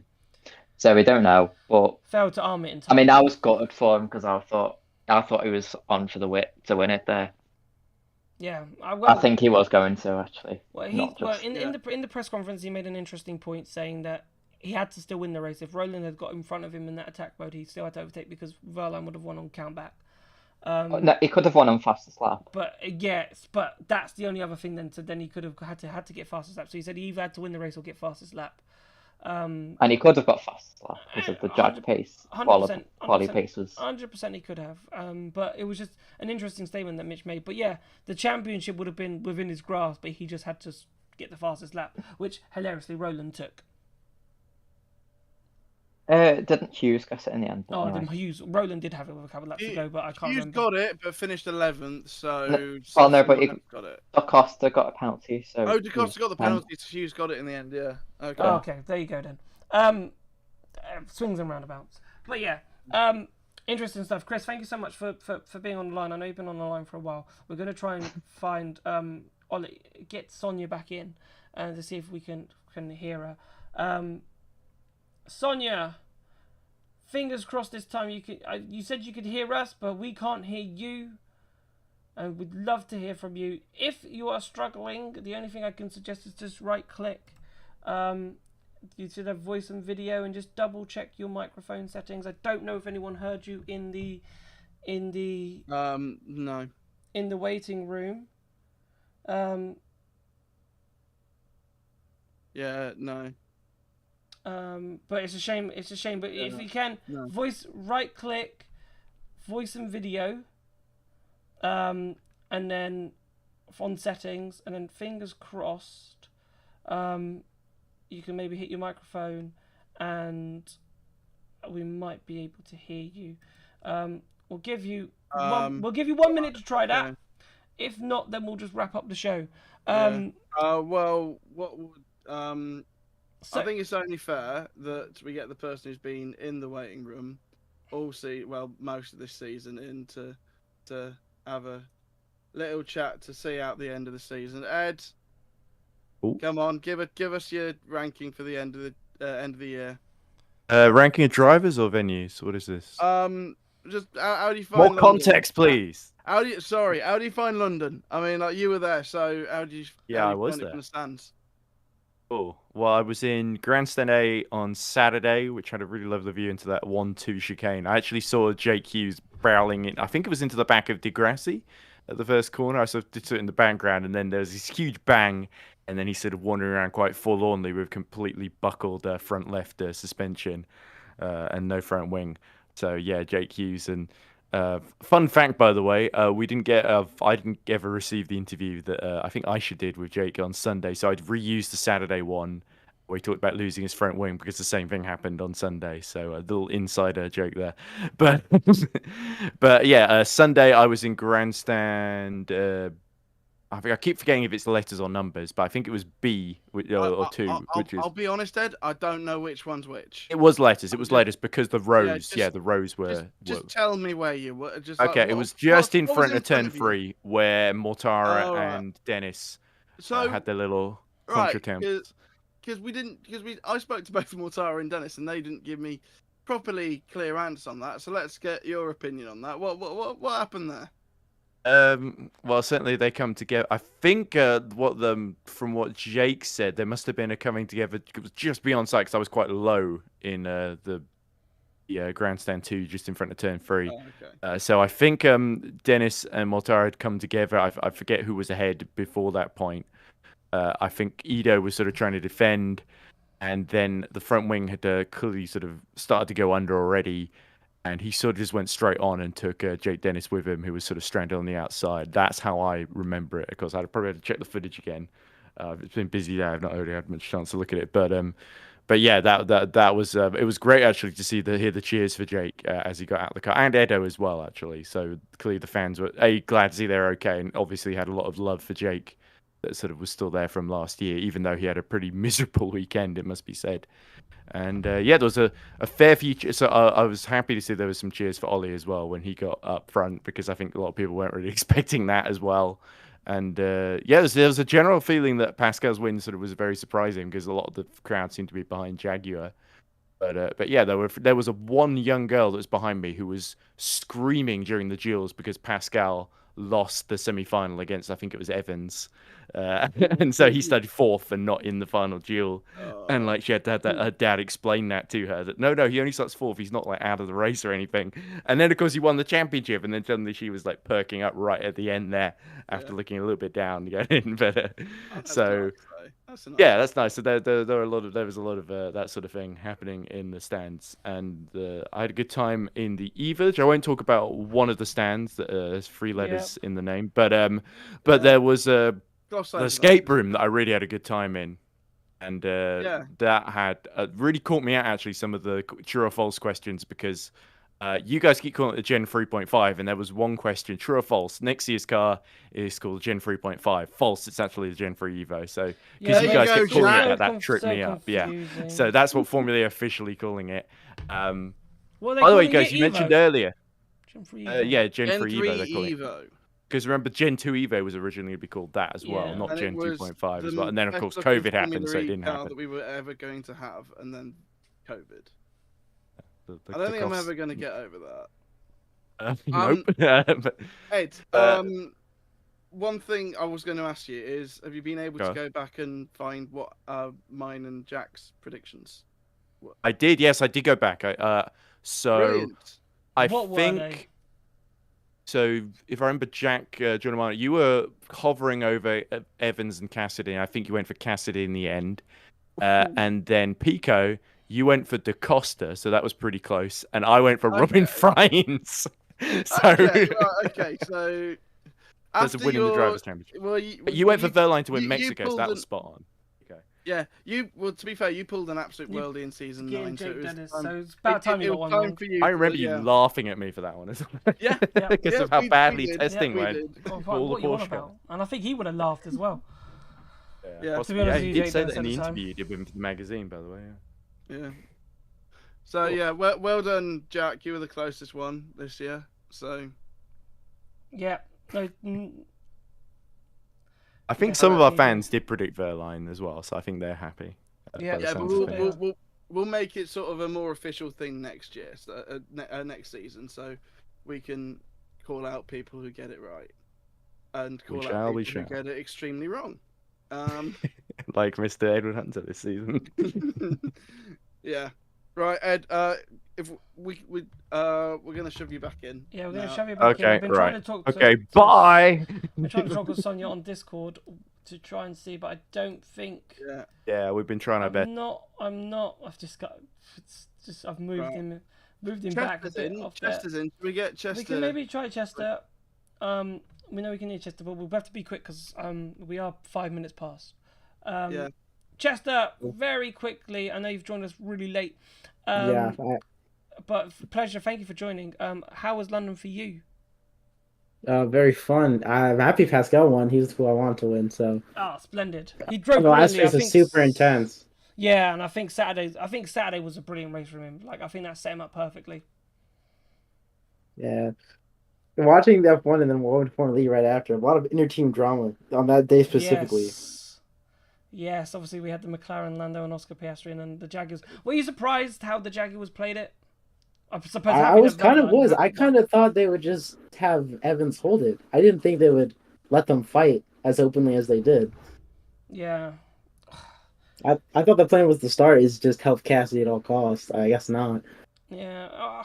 I suppose they had to fight individually because they were so close to each other, but I just thought Cassidy was the number one since he was already leading. Well, because he had such a lead in the championship, but I suppose you can't do that when someone's 4 points behind. I suppose you have to give them equal opportunity, but yeah, very close. They messed up and Pascal took advantage. It was a tough situation for them, but I'm happy Pascal took advantage. He won. To be fair, he did it, and as I said, I don't think the peloton style of races really suit him. I don't know if you agree with that, but I do think the tight, twisty tracks are definitely, his part of his repertoire that's quite good. Yeah, to be fair, Evans did have a shot to win it until Yep. the end. He missed his attack mode though, I think. Like Yeah, he did. twice. He did. Which, and Good. if he didn't have won his attack mode, then he may have needed fastest lap if Roland, otherwise Verline would have won on count back, which would have been, if your heart rate wasn't pounding already, then it would have been pounding even more if it was down to fastest lap to win it. Yeah. But thankfully it wasn't. Yeah. But yeah, I'm glad he won it because, again, it's someone who's been in the championship for a long time, and, no one was talking about him winning the championship. Everyone was talking about the Jaguars winning the championship, and he did it. He proved everyone wrong, which is just brilliant. Yeah, but yeah, it was a long time coming. He's gonna win it eventually. I'm happy he won it now. Yeah, indeed. Right, Chester, we're gonna have to let you go because I think we're gonna have to wrap up the show. But thank you so much for coming on, and hopefully we'll hear you in the off season. If there's any interesting news, and hopefully we can get a couple of guests on that maybe we can get you all to ask some questions to. But thank you so much for coming on, and we'll speak to you soon. All right, see you. See you later. Right, so unfortunately, I'm just having a look at the messages. Doesn't look like we can get any progress. Unfortunately, it doesn't look like we can get Sonia on. I have been messaging. We've been trying our hardest behind the scenes to get her on, and try and fix whatever the issue it has. It's very important. I must say, if you do come on the FE bar, just make sure your mic works. But you can always test that by just having a chat and seeing if people hear you in the Discord. Because if people hear you in the Discord, then good news. We can hear you. I'm just going to give one more, just double checking. Because I think I've got a message, so I just want to double check before we sign off that everything's good. Okay, never mind. I'll say just never mind. We'll try next time. We will try next time. Yeah. But Pico, firstly, I have to say a massive thank you to you because obviously you've been my co-host. And I think we've enjoyed it. I think we're starting something here. I think we still got a way to go, but I think we've got a good core of amazing fans who are coming on fairly consistently and regularly on this show. But we had like a new caller there with Seb, and I think if the more we can get, the bigger the FE bar can grow, and the more people realise that they can have their say. It's their chance to have their say on the championship. Yeah. Perfect. I wanted a little bit more there, mate. Yeah. Okay. Yeah. No. 100%. Yeah. The thing is, like, this has been fantastic to do this season. To get your guys' opinions on and just to be able to do stuff here, there, and everywhere. And yeah, it's been really cool. And I'm sure we'll be doing some stuff throughout the off season. Yeah. But, this won't be the last episode of the FE bar between now and November. Not one bit. We will probably be back. We'll probably talk driver moves. We'll probably have a dedicated episode for driver moves. And we're going to give it a week or two because I know people Formula E are going on holiday. I know. And then we'll be getting those messages out in August to see who we can get on the show. Maybe late August, early September. Right. We'll have a little bit of a break. But then but I say break. I'll probably be in my holidays at the moment that I'm going to be having. I'll probably be writing down notes and trying to think of ideas and things that we can do to make this show bigger and better and really go for it. I think we've set up a really good base, and I'm delighted of how, and as I said, I had Johnny in the pit lane who managed to get an emotion pass from the Jeff Dodge show. Like, that wouldn't have happened if it wasn't for the FE bar. So like we did something, we made a kid's dream come true. Like the FE bar's already done that. Like, it's incredible, and that's the power of you guys coming on the show, you guys talking to us, interacting, and people are starting to know about this show, and hopefully, we'll have a bigger and better season next season. But that starts from the off season whenever our next show is. But thank you so much. We couldn't do this show without you. I remember how much I've panicked, thinking, and to peak, I don't know who's going to come on, right at the beginning, and we now know, right, people are going to come on, and it's amazing to have, and we try and get obviously people like Jack Smith. We got Nick, who give us the extensive insight. Toby. We've had Toby. We had Jamie come on. There's journalists around the world that we'd love to obviously still get on, and just give you a bit more insight into what's going on, and bring us closer to you guys, and obviously then bring the people in Formula E closer to you as well. But that's it. Thank you so much for watching the FE Bar. I've been Jack Jordan Maynard.